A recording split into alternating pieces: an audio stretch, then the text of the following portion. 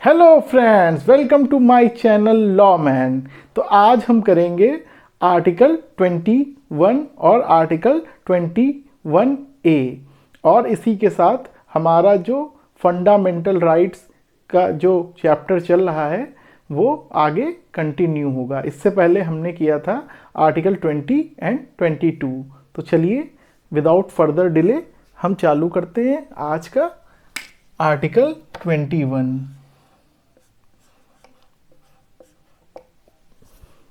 A.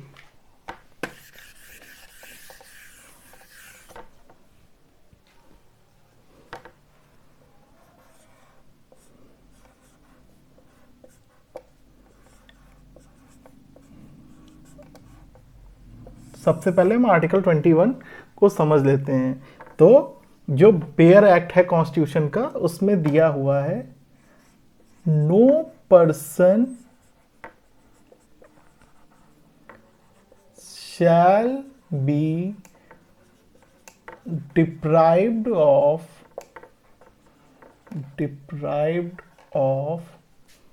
life and personal liberty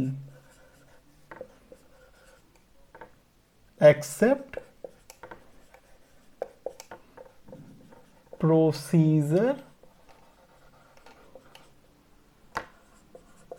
established by the law।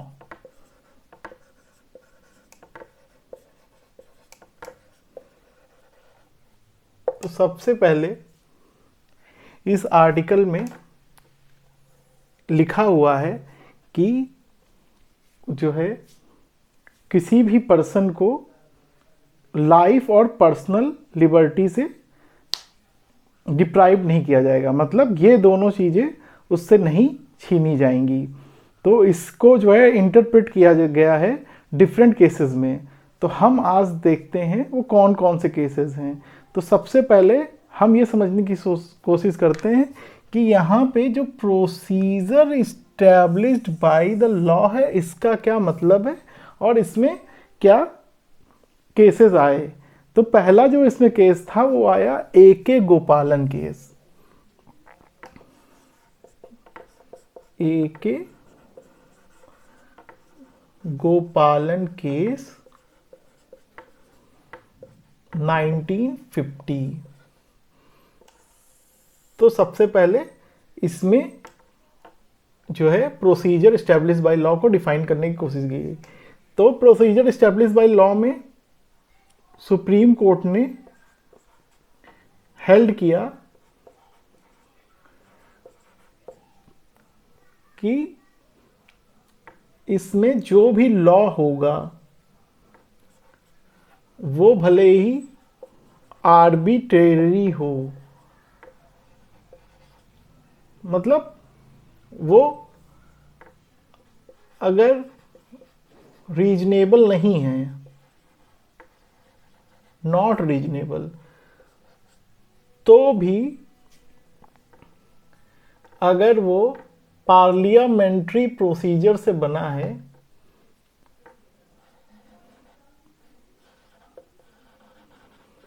Parliamentary procedure के through बना है,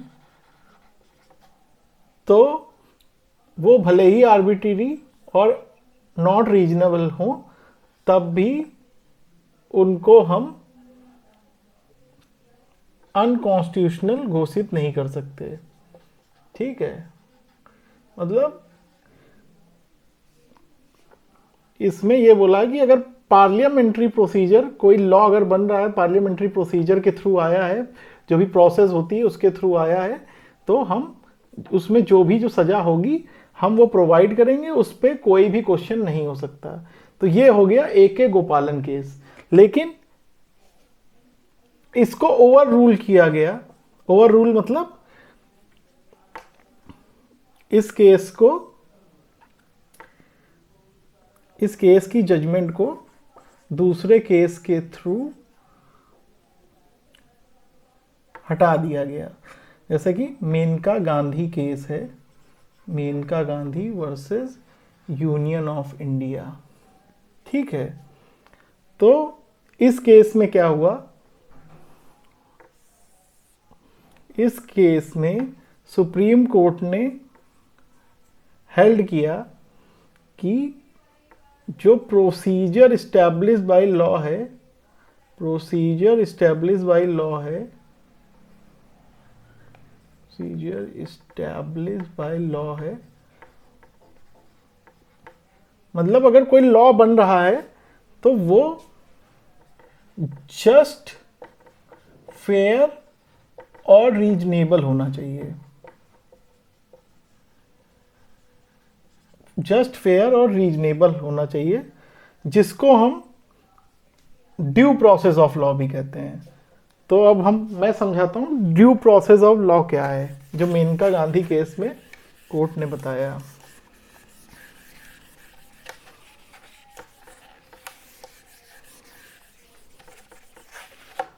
तो यहां समझ लेते हैं दोनों चीजें, इधर लिख लेते हैं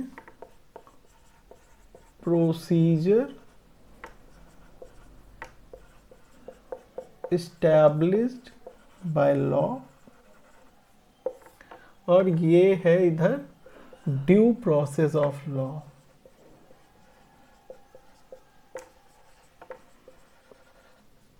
ड्यू प्रोसेस ऑफ लॉ है इधर। ठीक है, तो ये जो है इंडियन कॉन्स्टिट्यूशन में है और ये अमेरिकन कॉन्स्टिट्यूशन में है। इसमें क्या है कि अगर लॉ में सजा लिखी होगी तो हम उसको ही देखेंगे, उसी के थ्रू हम सजा देंगे। इसमें क्या है कि लॉ के साथ साथ हम ये भी देखेंगे कि वो law just, fair and reasonable है कि नहीं। मीन्स पार्लियामेंट ने कोई ऐसा तो लॉ नहीं बना दिया जो रीजनेबल ही ना हो। लेकिन मेनका गांधी केस में सुप्रीम कोर्ट ने यह डिसीजन दिया कि जो procedure established by the law है, इसके अंदर ही ड्यू प्रोसेस ऑफ लॉ समाहित है, मतलब कि इसी में इंक्लूडेड है। तो जो भी लॉज होंगे अगर वो अनरीजनेबल होंगे तो इंडिया का सुप्रीम कोर्ट उसको चेक कर सकता है। ठीक है, तो यहां पर ये आर्टिकल 21 के 2 केसेस हुए।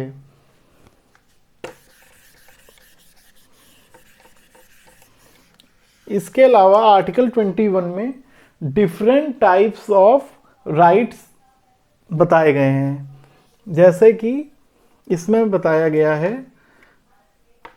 Right to privacy, right to privacy जो के.एस. पुत्ता स्वामी केस में बताया गया, आधार वाले जजमेंट में।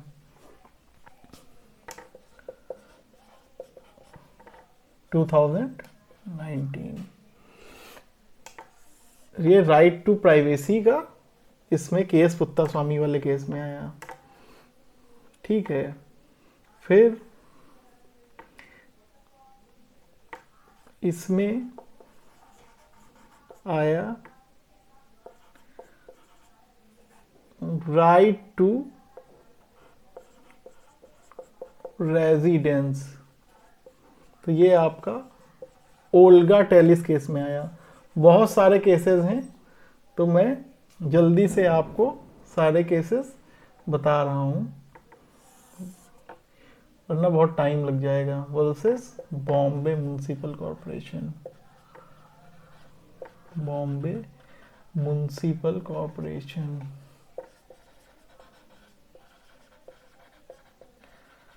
ठीक है, इसमें क्या हुआ था, इसमें जो स्लम ड्वेलर्स थे, जो फुटपाथ पे वो लोग रह रहे थे, तो उनको एक प्रॉपर रेजिडेंस नहीं था, तो कोर्ट ने इसने कहा कि उन्हें भी रहने का अधिकार है। ठीक है, तो राइट टू प्राइवेसी हो गया, राइट टू रेजिडेंस हो गया। राइट टू एजुकेशन आगे करेंगे। इसके अलावा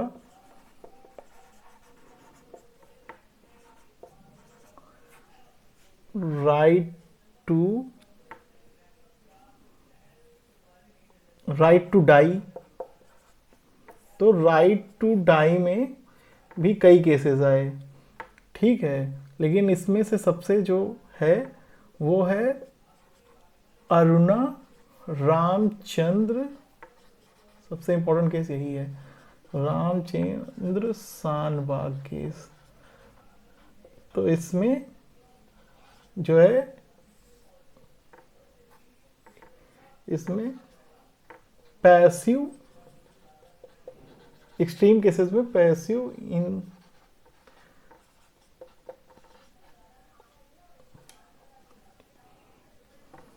इनेस्थेशिया की बात कही गई थी। पैसिव इनेस्थेशिया,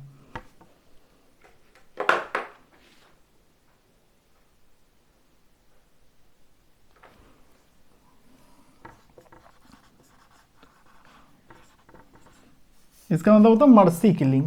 मान लीजिए किसी को कोई ऐसी डिजीज है जिसके कारण उसको बहुत सारी प्रॉब्लम है, तो ऐसे में उसको पैसिव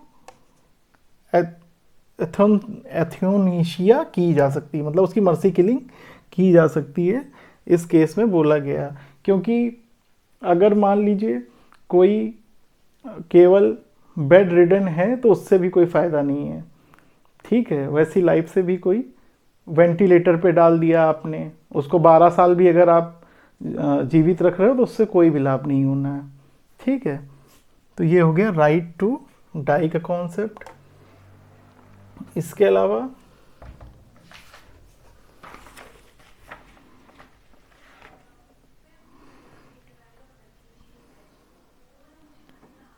राइट टू डाई हो गया। इसके अलावा right to live with dignity, right to live with dignity भी इसी में आता है। इसमें right to have clean air, clean water, ये सारी चीज़ें आती हैं, क्लीन इन्वायरमेंट, ये सब इसी के अंदर आएगा। तो इसका एम्बिट बहुत बड़ा है आर्टिकल 21 का, जैसा कि हम देख पा रहे हैं। तो ये फ्री वाटर और फ्री एयर वाला Subhash Kumar versus state of Bihar में जजमेंट दी गई थी, और right to live with dignity को दिया गया था आपका Francis Coralie Mullin versus the admin union 1981, ठीक है। तो ये आपका हो गया आर्टिकल 21, जो बहुत सारे राइट्स को कन्फर करता है, ठीक है। जो राइट्स कहीं भी नहीं आते हैं वो आर्टिकल 21 के अंडर आते हैं। और अगर कोई पूछे गोल्डन ट्रायंगल क्या है, तो गोल्डन ट्रायंगल अगर कोई पूछे कि गोल्डन ट्रायंगल किन आर्टिकल्स को बोलते हैं, तो गोल्डन ट्रायंगल है आर्टिकल 19, आर्टिकल 14 और आर्टिकल 21। तो अगर कभी एग्जाम में क्वेश्चन आ जाए तो ये हैं। अब हम आर्टिकल राइट टू एजुकेशन को देख लेते हैं, आर्टिकल 21A को। तो आर्टिकल 21A, तो आर्टिकल 21A के आने से पहले संविधान में 2 प्रोविज़न दिए गए थे। एक ही दिया गया था, आर्टिकल 45 दिया गया था, जो डीपीएसपी का पार्ट है, और उसमें बोला गया था कि 0 to 6 ईयर्स के बच्चों को अर्ली एजुकेशन एंड केयर मिलेगी, ठीक है। 0 to 6 दिया होता डीपीएसपी में, ठीक है। उसके बाद कुछ केसेस आए, तो फंडामेंटल राइट तो पहले था नहीं आर्टिकल 21, ये बाद में आया 86 अमेंडमेंट में, लिख देता हूँ 86 कॉन्स्टिट्यूशनल अमेंडमेंट एक्ट। तो उससे पहले 2 केसेस आए। तो पहला केस जो आया आपका वो था Mohini Jain versus state of Karnataka. तो इसमें बोला गया राइट टू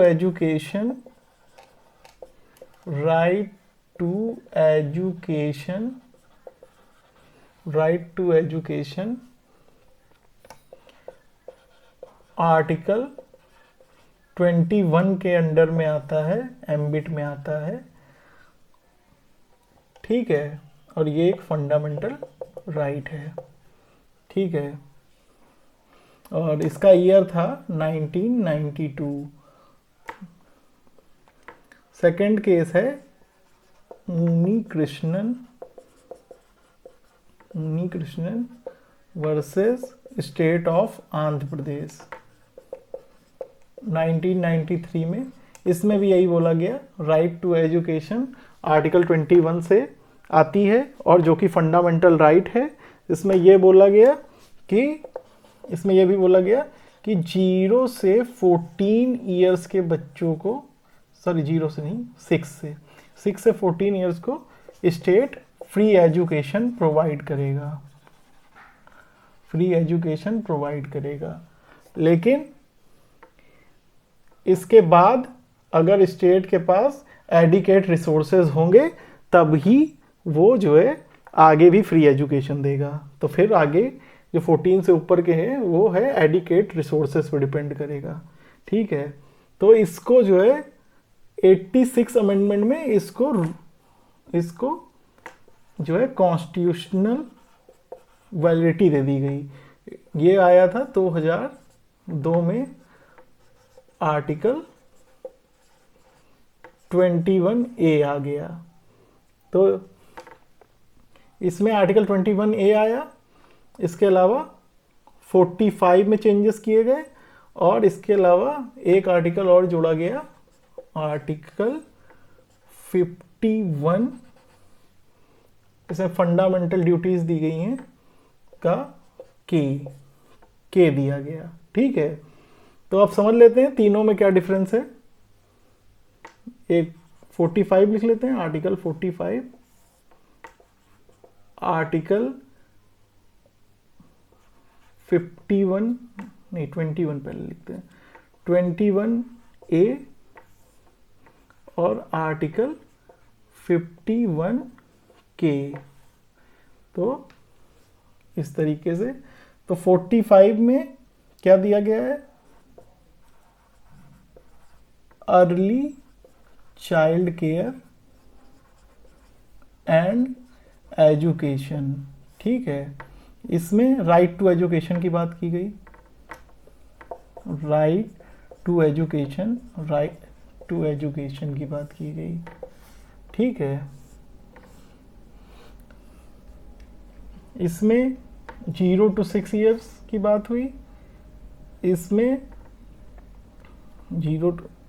21A में जो है 6 से 14 ईयर्स, ये भी 6 से 14 ईयर्स। तो ये तीनों में डिफरेंस है, ठीक है। ये तीनों में डिफरेंस है। इसके अलावा 2009 में राइट टू एजुकेशन एक्ट आया 2009 में, ठीक है। और अभी नेशनल एजुकेशन पॉलिसी 2020 भी चल रही, वो देख लीजिएगा। ये एक सेपरेट थिंग है, मैं अलग से इसको पढ़ाऊंगा। बाकी आज के ये दोनों आर्टिकल्स कंप्लीट हुए। तो अगर आपको समझ में आया हो तो please like, subscribe and share, ठीक है। चलिए, जय हिंद, जय भारत।